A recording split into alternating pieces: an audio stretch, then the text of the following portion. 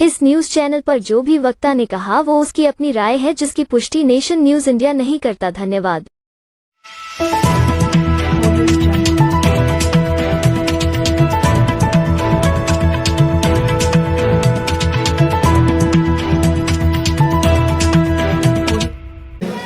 अन्यथा हम जैसे आए और घर में जाकर के वैसे ही हो गए जैसे रहे हैं तो उसका कोई मतलब नहीं होता। तो मेरी प्रमुखता इस बात पर रहेगी आज कि हमें करना क्या है। हमें आज की सभा को देखते हुए जो वक्तव्य हुए हैं, हमारे जितने भी अतिथिगणों ने जो वक्तव्य कहे बहुत अच्छी बात थी। उन पर क्या हम विचार करेंगे घर जाकर के या यही छोड़ के चले जाएंगे। शिक्षा की बात हुई और बाबा साहब के जीवन से लेकर अब तक की जो उनके साथ घटनाएं हुई, जो उन्होंने हमें दिया, उन पर भी से चर्चा हुई। तो मैं ये चाहूँगा कि जितने भी आज मातृशक्ति है, ज़्यादातर घर में उन्हीं के अधिकारों पे हमारे बच्चे चलते हैं और जहाँ तक उनके जो पारिवारिक लोग होते हैं वो भी उन्हीं के आदर्श पर चलते हैं। तो सीखने की ज़्यादातर ज़रूरत और बाबा साहब को पढ़ने की ज़्यादातर ज़रूरत हमारे नौजवान और बहनों और एवं माताओं को, जो उनकी परंपरा को, बाबा साहब के लिखे हुए संविधान को पढ़ करके आगे बढ़ें और जिस भ्रम में हम रहे हैं, जिस मानसिकता में हम डूबे रहे हैं, जो हमारा मानसिक गुलामी बनी रही है, उससे आज हम बाहर निकलने का मौका है। आज हमें समय समय पर YouTube पे और बहुत सारे चैनलों पे बाबा साहब के दिए हुए जितने भी हमारे जीवन में सुधार लाने वाले वक्तव्य हैं, उनसे सीख करके अपने जीवन को ऊपर उठाना चाहिए। तो हम चाहेंगे कि देखिए, हम जो मानसिक गुलाम बने रहे आज तक मंदिर एवं पूजाओं अर्चनाओं देवी देवताओं में, उससे छुटकारा कैसे मिल सकता है। तो सबसे पहले अपने घर से संघर्ष करना पड़ेगा। मैं सभी को आह्वान करता हूं कि सबको अपने घर से संघर्ष शुरू करना पड़ेगा, तभी हम इस मंच पे आकर के बोल पाएंगे कि आज हम इन सारी मतलब जो कुरीतियों हैं उससे बाहर आएंगे।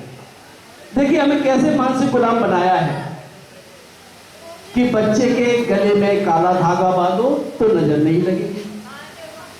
बच्चे को अगर हम जो है ना, देखिए क्या होता है कि बच्चा पैदा होता है, सारा काम धाम बच्चे के लिए, यानी कि उसका शुरू से लेके उसकी शादी तक करवाने तक का सारा श्रेय माँ बाप का होता है। और जब कोई बात शुभ कार्य करने की आती है तो हम चले जाते हैं पंडित जी के घर। ऐसा क्यों? पढ़ाया लिखाया हमने, अच्छे से अच्छे कपड़े पहनाए हमने, अच्छी से अच्छी एजुकेशन दी हमने, और जो 5वीं पास भी नहीं है उससे हम अपने ग्रह नक्षत्र पूछवाते हैं। तो देखिए, जितना हमारे घर में आज के जितने भी हमारे पूजा स्थल हैं, जितने भी हमारे घर में मंदिर बने हुए हैं, जिनके हम गुलाम बने हुए हैं, सुबह उठने के साथ हम नमन कर, हम किसी धर्म की आस्था को ठेस नहीं पहुंचा रहे।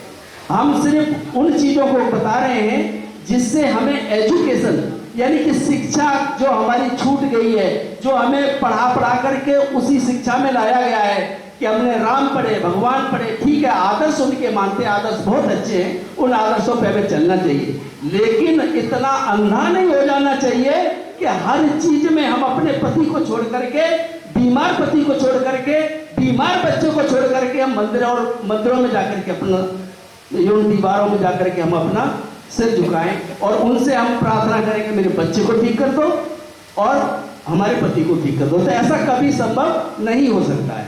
तो जितनी माताएं बहनें हैं, अगर अपने घर में इन चीजों को समाप्त करेंगे तो आने वाले जितने भी हमारे बच्चे हैं, जो भी हमारी औलादें हैं, वो सब हमसे सीखेंगी कि जब हमारे घर में ऐसी चीज नहीं होती है, हमें एजुकेशन की जरूरत है, हमें शिक्षा की जरूरत है, हमें ऊंचे पद पर रहने की जरूरत है। ये सब क्यों इतने अच्छी गाड़ियों में चलते हैं, ये क्यों सब इतने अच्छे कपड़े पहनते हैं, ये सब क्यों इतना अच्छा काम करते हैं? क्या हम अकेले ही ऐसे व्यक्ति रह गए हैं जो 85% हैं।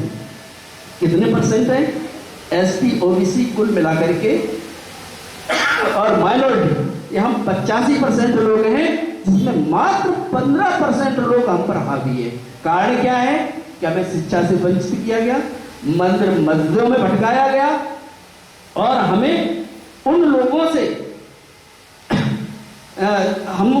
से भ्रम में पैदा किया गया, उन लोगों के द्वारा भ्रम फैलाया गया जिनके हम गुलाम बने रहे। उनके लिए दरी बिछाते रहे, उनके लिए कुर्सियां बिछाते रहे और हमें हमेशा वही बैठा। आज आप जो बैठे हैं ना यहाँ पर, अपनी अपनी कितनी अच्छी जगह पर बैठे हैं, हमारी बातें हो रही हैं, हम सब एकत्रित हैं और बाबा साहब की चर्चा हो रही है। अगर ये बाबा साहब आपको ये अधिकार नहीं दिए होते तो आपकी आज ये स्थिति नहीं थी कि आप इन कुर्सियों पे बैठे होते। ये बाबा साहब ने आपको अधिकार दिया, महिलाओं को बाबा साहब ने अधिकार दिया जो आज आप कुर्सी पे बैठे हैं, अच्छे से मंच पे बैठे, अच्छे कपड़े पहन रहे हैं। ये सब बाबा साहब के दिए हुए अधिकार। आज उनकी पुस्तक पढ़िए, उनके जीवन शैली पढ़िए। अगर नहीं पढ़ पाते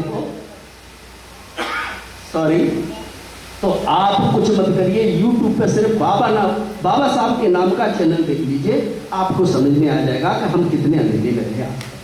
अगर आप इन सारी चीजों को समझते हैं, जानते हैं, तो समझ लीजिए आज से हमारा पुनर्जन्म है। मानना है तो बौद्ध विचारों को मानिए। ये कोई भगवान नहीं है, इनको भगवान का दर्जा नहीं दिया गया। कहते हैं बौद्ध भगवान, लेकिन एक विचारधारा है जो पंचशील की विचारधारा है, उस पर विचार करिए, जिसमें समानता, शीलता, बंधुत्वता, ये सारी चीजें हैं। यही तो है भगवान, जो हम आपस में मिलते हैं, एक दूसरे का आदर करते हैं, वही तो भगवान है। जो साक्षात दिख रहा है वो भगवान नहीं है, जिनके लिए हम दिन रात मंदिरों और मस्जिदों में टकराते हैं। तो सबसे पहले आज का मेरा यही वक्तव्य था कि आप अपने घर से शुरुआत करें।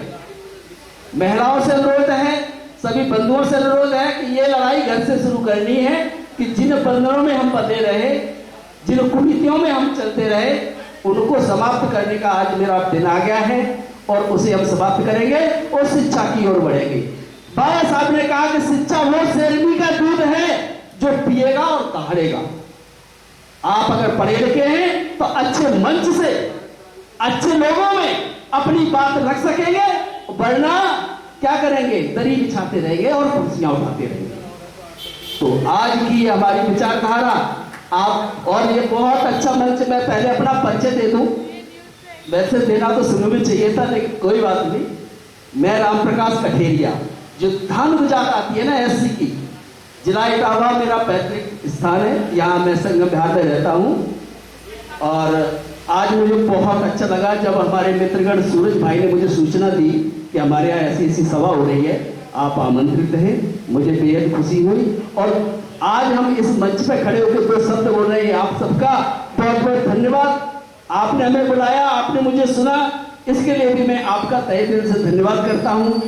और मैं चाहूंगा कि कभी भी अगर हमारे आसपास कोई इस तरह की सभा, मीटिंग, सेमिनार कुछ भी होता है, और मैं आप सबके सामने अपने पूरे समाज को लेकर के आपके सामने आएंगे।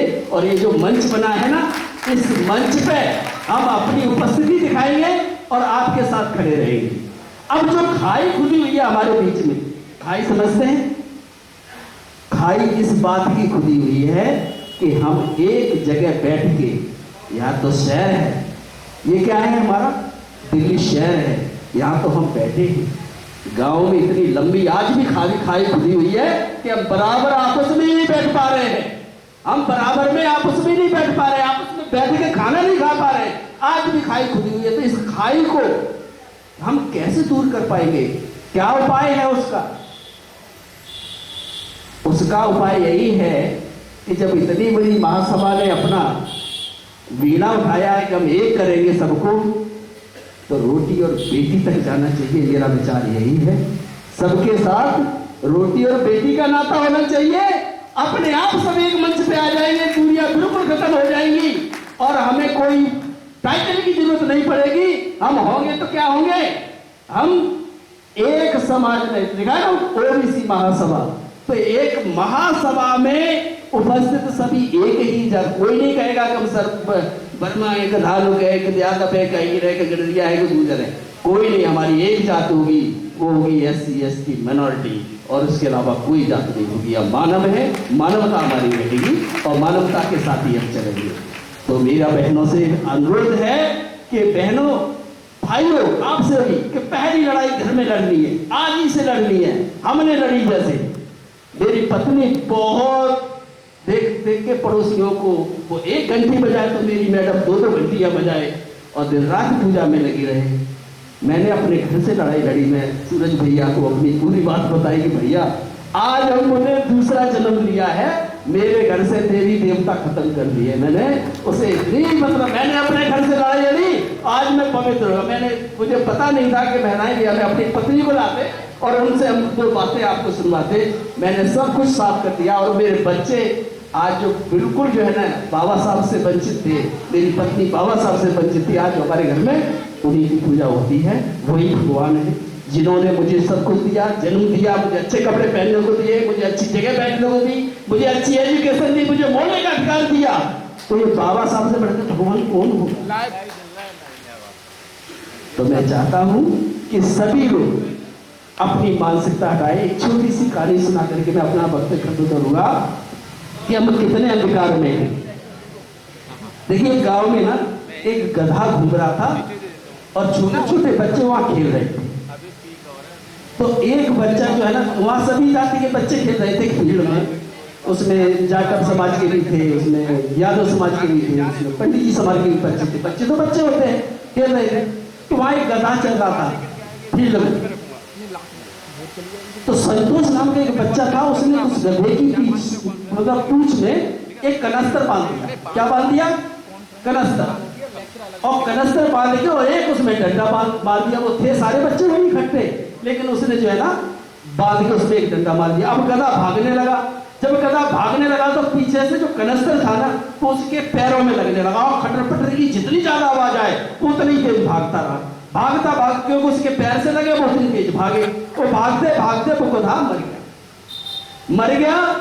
खबर पहुंची गांव में, और गांव में उस समय सबसे आज भी पूजनीय है पंडित जी, और पहले भी पंडित जी पूजनीय थे।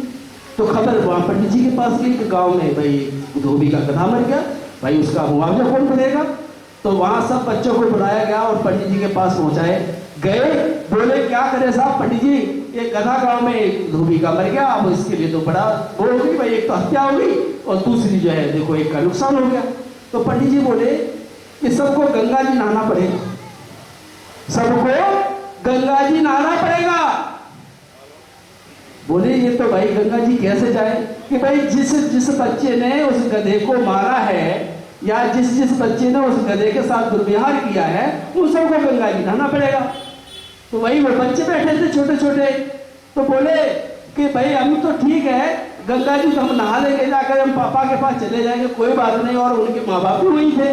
तो उन्होंने कहा ठीक है पंडित जी ने बताया तो गंगा जी नहाने से भाई उद्धार हो जाएंगे, तो इसलिए गंगा नहाना पड़ेगा।